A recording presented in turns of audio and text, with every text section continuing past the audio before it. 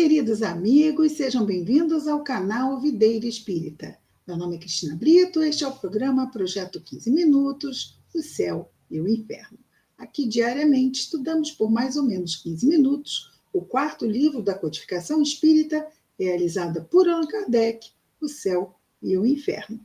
Atualmente estamos na segunda e última parte do livro, que trata dos exemplos. Estamos no capítulo 2, onde Kardec aborda os espíritos felizes. Aborda mesmo, né? Já que os evoca para saber deles o seu testemunho sobre como foi a desencarnação, a chegada no plano espiritual e tantas testemunhos interessantes que temos visto até aqui.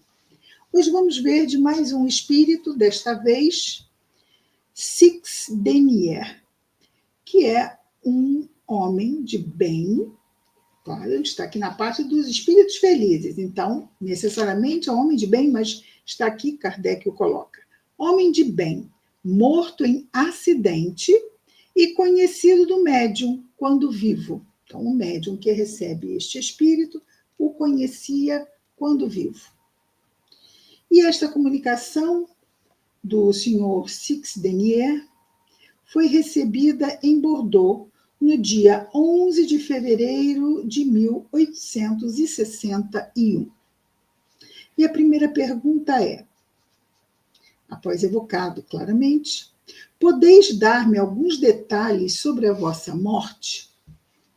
Resposta. Uma vez afogado, sim. Ou seja, o acidente foi afogamento. E a pergunta, devido a essa observação, Kardec pergunta, por que não antes? Por quê? Por que não antes do afogamento? Não lembra? E a resposta é, tu os conheces. O médium, efetivamente, os conhecia. Assim. Os motivos eram conhecidos do médium. Ok? Quereis, pois, descrever-me as vossas sensações depois da vossa morte? Ele não entrou, o espírito não quis abordar, o médium conhecia, como se dissesse, olha, se quiser saber, pergunta ao médium depois, eu não vou falar sobre isso. Ok? E aí, então, ele volta ao assunto primeiro, não é? Pode descrever-me as vossas sensações, então, depois da vossa morte? Resposta. Passei muito tempo antes de me reconhecer, ou seja, de ter noção de novo de si mesmo, sair daquela perturbação que já conhecemos aqui. Mas a graça de Deus e a ajuda daqueles que me cercavam, quando a luz se fez, fui inundado. Então, foi inundado, enfim, voltou a se reconhecer, voltou a ter consciência e se viu agora em outro local, mesmo vibratório, não é? Fui inundado. Tu podes esperar encontrar sempre mais do que esperavas. Nada de material. Tudo fere os sentidos ocultos, ou seja, não os sentidos físicos, os quais estamos tão acostumados, não é? Com os órgãos dos sentidos físicos. O que não podem tocar, nem o olho, nem a mão. Tu me compreendes? Falando desses sentidos ocultos. É uma admiração espiritual é uma admiração espiritual que ultrapassa o vosso entendimento, porque não existem palavras para explicá-la. Isso não se pode sentir senão com a alma, então não com os sentidos físicos. E ele continua, o meu despertar foi muito feliz. A vida é um desses sonhos que, apesar da ideia grosseira que se liga a esse nome, vida, né, não posso qualificar senão de um pesadelo horrível. Quer dizer, ele aqui, obviamente, referindo-se à vida encarnada. Sonho de que estás fechado em um calabouço, quer dizer, aquela cela, né? Aquela prisão. E ele ainda diz que é infecta essa prisão, quer dizer, horrorosamente imunda. Que teu corpo roído pelos vermes que se introduzem até a medula dos ossos está suspenso sobre uma fornalha ardente. Nossa, pesado, não é? A vida é um desses sonhos que, apesar da ideia grosseira que se liga a esse nome, não posso qualificar senão de pesadelo horrível. Vejamos que ele vai comparar a vida encarnada a um pesadelo mesmo horrível, olha. Sonho de que estás fechado em um calabouço infecto, que teu corpo roído pelos vermes que se introduzem até a medula dos ossos está suspenso sobre uma fornalha ardente. Isso é um inferno, né? Que a boca ressecada não encontra mesmo o ar para refrescá-la, que o teu espírito tomado de horror não vê ao teu lado senão monstros prestes a te devorarem. Imaginar, enfim, que tudo o que o fantástico sonho pode produzir de mais hediondo, mais horrível, e de repente te encontras transportado para um Éden maravilhoso. Nossa, mas que figura que ele trouxe para a vida encarnada, né? Algo realmente terrível. Não sei, muito sensível. Eu fico pensando aqui como eu sou grosseira, percebo isso. Mas ele sente isso, por quê? Porque já é de uma esfera maior, não é? O que deve dizer que eu não sou dessa esfera maior. Não, isso eu já tinha certeza, mas vamos adiante. Despertas, cercado por aqueles que amaste e choraste. Vês ao redor de ti rostos adorados te sorrirem com bondade. Respiras os mais suaves perfumes. Refrescas a tua garganta ressecada na fonte d'água viva. Sentes teu corpo elevado no espaço infinito que o carrega e balança como faz a brisa com uma flor solta no topo de uma árvore. Tu te sentes envolvido pelo amor de Deus, como a criança que nasce está envolvida pelo amor de sua mãe, e não terás, senão, uma ideia imperfeita dessa transição. Um espírito bom, dedicado ao bem, um homem de bem no mundo que sofreu, com certeza, enfrentou suas provas, suas expiações, mas ao retornar ao mundo espiritual, em consequência da qualidade da sua vida encarnada, é transportado para uma zona de vibrações elevadas, onde se encontra com outros espíritos como ele.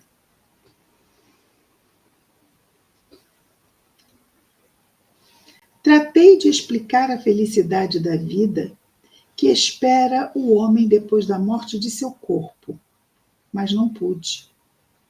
Explica-se o infinito àquele que tem olhos fechados à luz e cujos membros jamais puderam sair do círculo estreito onde estão fechados? Então, por isso que ele diz que é uma ideia assim imperfeita. Por mais que ele descreva, nós não conseguimos realmente alcançar. Para explicar-te a felicidade eterna, eu te direi: ama. Vou repetir. Para explicar-te a felicidade eterna, eu te direi: ama. Por quê? Porque virá como consequência. A felicidade eterna será consequência natural dessa atitude mental, emocional e de ação de amarmos. E Jesus disse isso. Amai-vos uns aos outros como eu vos amei. Ele deu parâmetro. O parâmetro é ele. Como eu vos amei.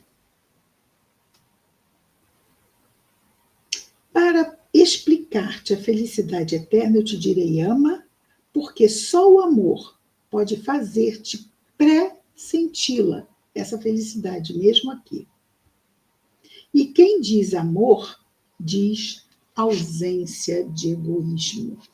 Então, aqui ele está nos ajudando com uma definição de amor. Não é este amor romântico dos romances. É o amor que representa a ausência do egoísmo. Bem a máxima de Jesus, não é? Amar ao próximo como a si mesmo. A ausência de egoísmo. E é claro, primeira parte, amar a Deus sobre todas as coisas. Mas essa questão com relação ao outro, e ainda existe muito egoísmo no mundo, por quê? Porque ainda somos espíritos imperfeitos. Este companheiro já alcançou um nível mais avançado em que ele pode nos dizer com propriedade: amor, ausência de egoísmo.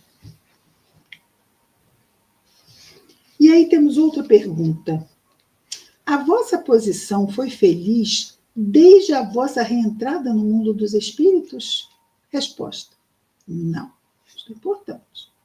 Não foi uma condição feliz desde que chegou ao mundo dos espíritos.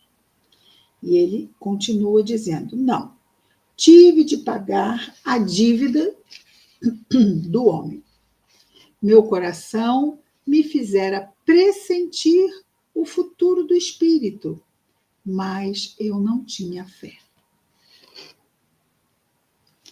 Tive que expiar a minha indiferença para com o Criador, mas a sua misericórdia levou em conta o pouco bem que pude fazer, as dores que senti com resignação, apesar de meu sofrimento, e sua justiça, que tem uma balança que os homens não compreenderão jamais, no nosso estágio atual, pesou o bem com tanta bondade e amor, o bem que ele fizera, que o mal foi depressa apagado. Então, o que ele diz aqui?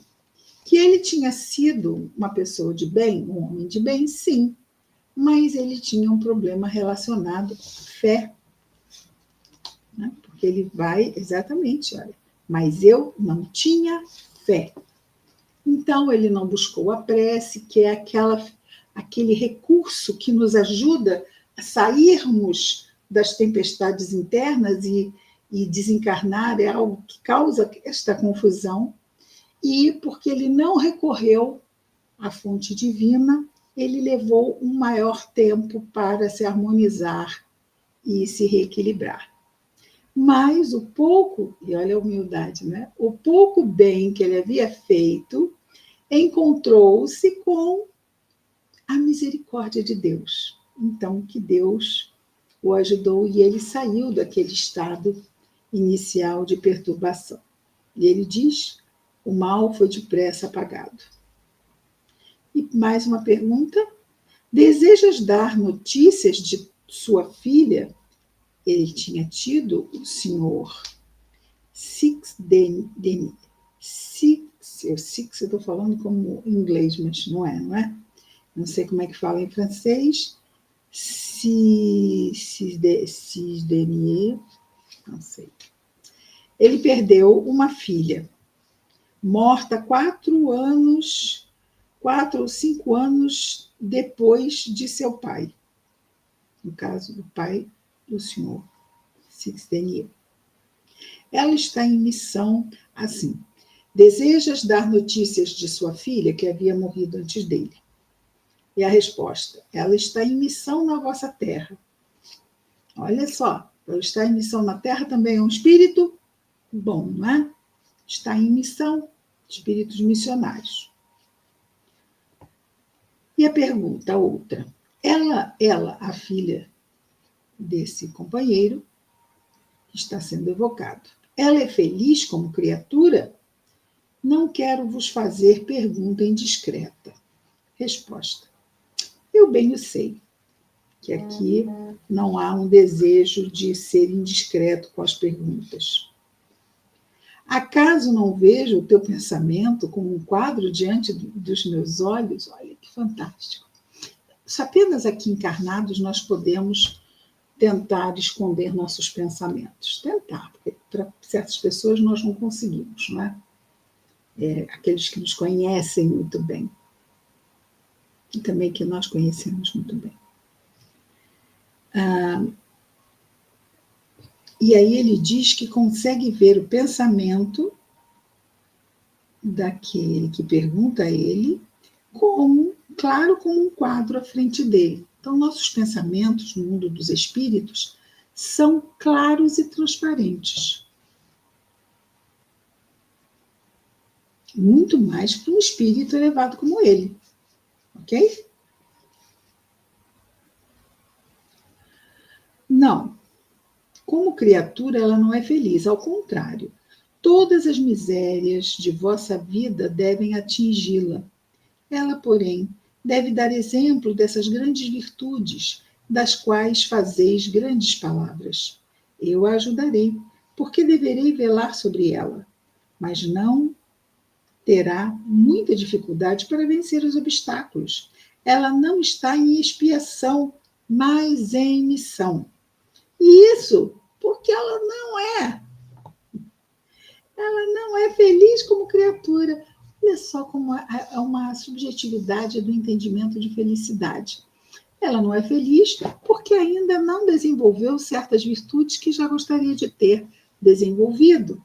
Mas nisso, o senhor Cis Denier irá ajudá-la. Ele diz aqui: todas as misérias devem atingi-la. Quer dizer, ela ainda vai passar por provas. Ela deve dar o exemplo das grandes virtudes, das quais fazeis grandes palavras. Eu ajudarei, porque deverei velar sobre ela. Mas não terá muita dificuldade para vencer os obstáculos. Olha como ela é preparada. Quer dizer, ela não é feliz, porque ela tem consciência do que ela ainda tem a crescer. Nós, às vezes, nos julgamos mais felizes porque a ignorância é uma bênção. Nós não lembramos. Melhor assim, estamos encarnados e ia nos perturbar. E ele diz, ela não está em expiação, mas em missão. Tranquiliza-te, pois por ela e obrigado pela tua lembrança. E terminamos. Amanhã continuaremos aqui ainda com o senhor olha a palavra, não? O nomezinho dele, Cis Denier, talvez. Projeto 15 minutos, o céu e o inferno. Até amanhã, muita paz a todos.